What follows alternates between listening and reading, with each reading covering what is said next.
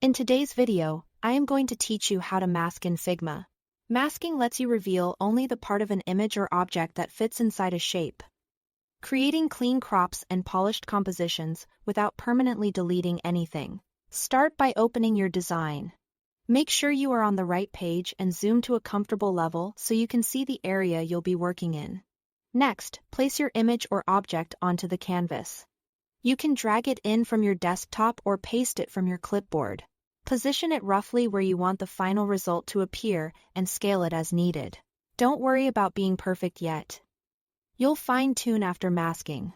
Now create the shape that will define what stays visible. This could be a circle, a rectangle, or any vector shape you prefer.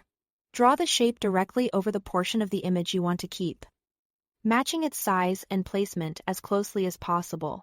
Then place the shape below the image in the layer order. You can do this by right-clicking and choosing Send to Back, or by dragging the layer in the Layers panel so the image sits above the shape.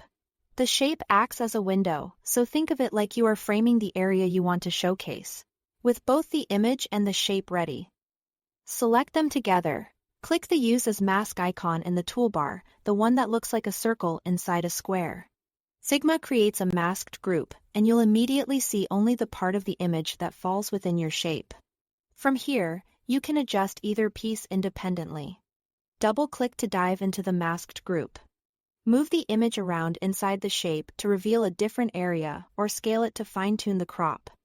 Then select the shape to tweak its size, corner radius, or proportions. You can also edit vector points for precise control. If something looks off, check your layer order and selection. Then try again. Because masking is non-destructive, you can always refine without losing image data. That's it. Thanks for watching.